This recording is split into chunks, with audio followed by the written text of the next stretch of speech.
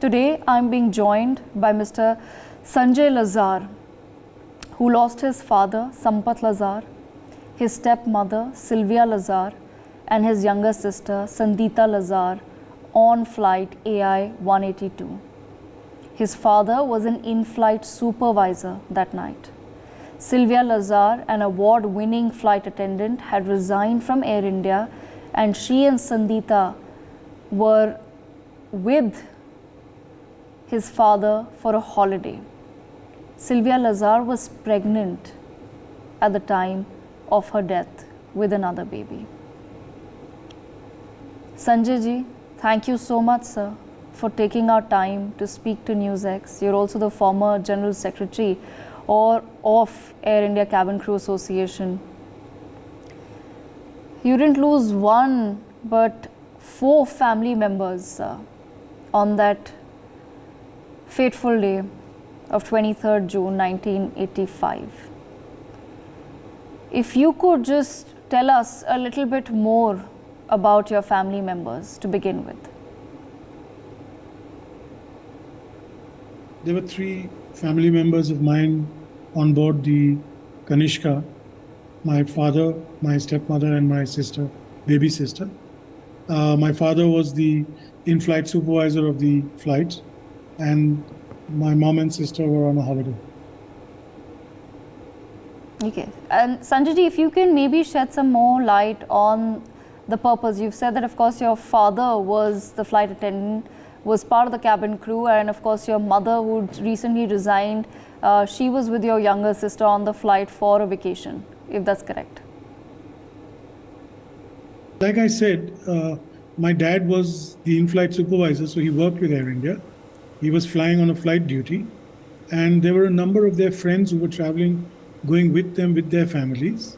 And my family also was going, my parents were, my sister and my stepmom were going with them. I was actually also supposed to join them, but I didn't. I last minute had to cancel.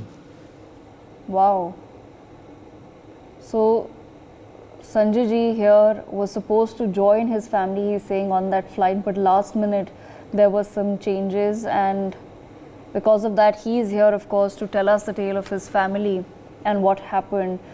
Sanjay ji, I'm sure you were very young at that time, but still, do you remember some of the last words that were perhaps exchanged between your family members and those who had probably gone to see them off? What were really the last memories, sir, that you remember?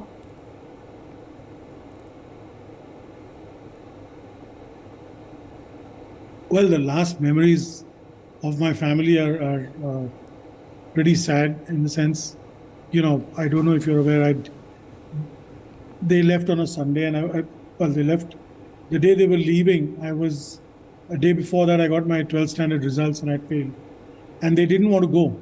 They wanted to stay behind because they were worried, I'd do something or, just go off the rails. And they really wanted to reschedule, but they couldn't, since my father was on flight duty. And, he just told me, remember, we love you, we'll be back soon.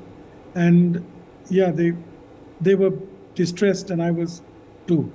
And I wish at that time I told them, stay behind, don't go, and let's, see what we can. But yeah, that's what happened.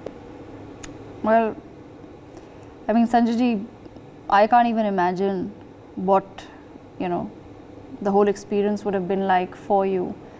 And once again, we thank you for coming on board to really share with our viewers, with people watching, what your family, what you've been through.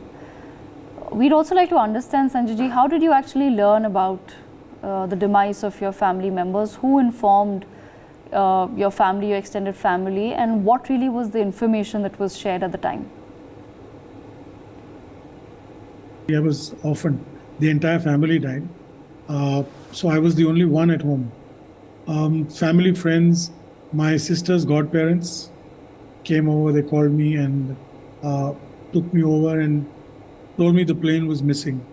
So that's how I packed my bags and left for Ireland, Cork, for London first and then Ireland. And that's when I got to know that, the whole plane had been bombed and everyone was likely dead.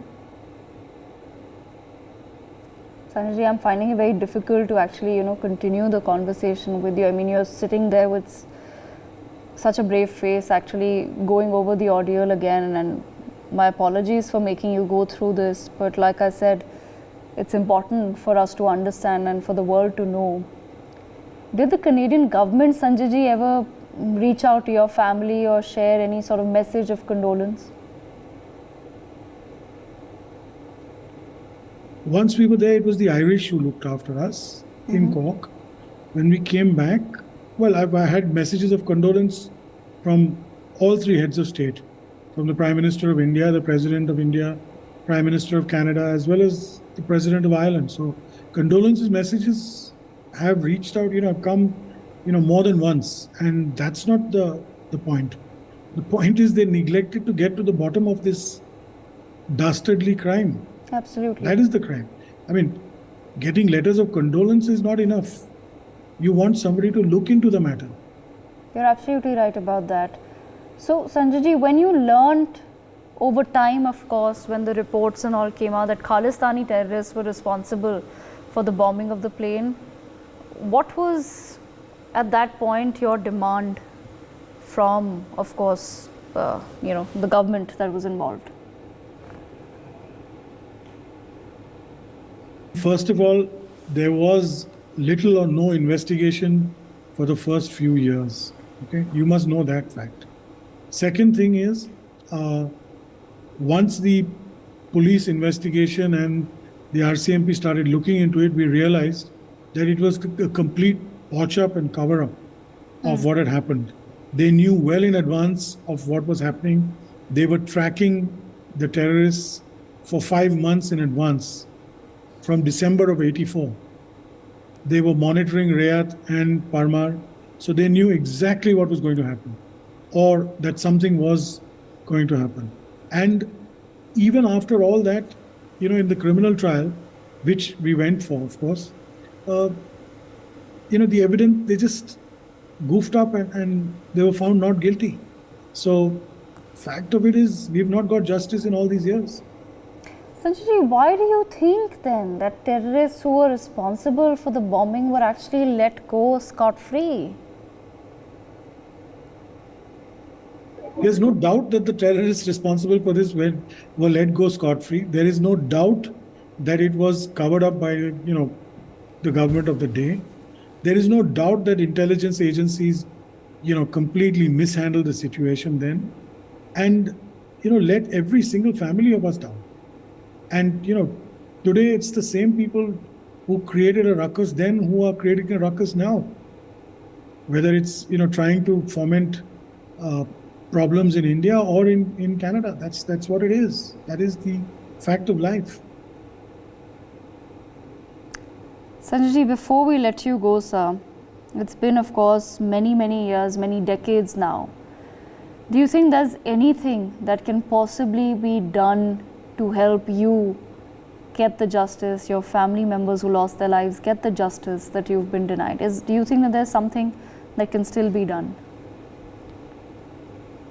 It's 38 years since the bombing of AI-182 Kanishka, and it's been a long wait for justice for us. Yes. In the meantime, there are people in Canada who are trying to rewrite history and trying to make it seem like it never happened, turning the terrorists into heroes. One of the reasons I'm writing my book or my memoirs is this, because the world today must know exactly what happened then. And search for justice has been long and open-ended. Canada has files, secret files, which they've never opened out, intelligence files. So does the US. And let everybody open up and let us know what happened. Why, you should be aware that even the Secret Service and FBI visited Riyadh and Parmar before the bombing. You should also know that CSIS had hours and hours and thousands of hours of surveillance tapes, all erased. So let us know what the transcripts were. Let's know why they ignored the warnings. That's what we want to know. You can't keep having there have been 3 criminal trials. There have been 2 commissions, 1 commission in India. We can keep having commissions and inquiries. If you're going to cover up and hide evidence, the truth will never come out. So that's my hope, is that, the record is set straight once and for all. Absolutely, Sanjay ji. That's a fair demand, that the record at least must be set straight. You're right that inquiry commissions and reports will obviously never bring back your family. It'll never bring back your father, your stepmother and your younger sister. But maybe the record can be set straight, and maybe there's something that we can learn from history so that it doesn't repeat itself.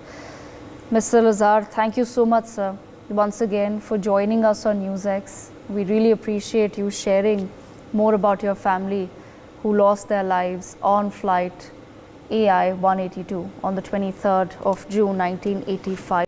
For more such videos, subscribe to the NewsX YouTube channel, hit the bell icon.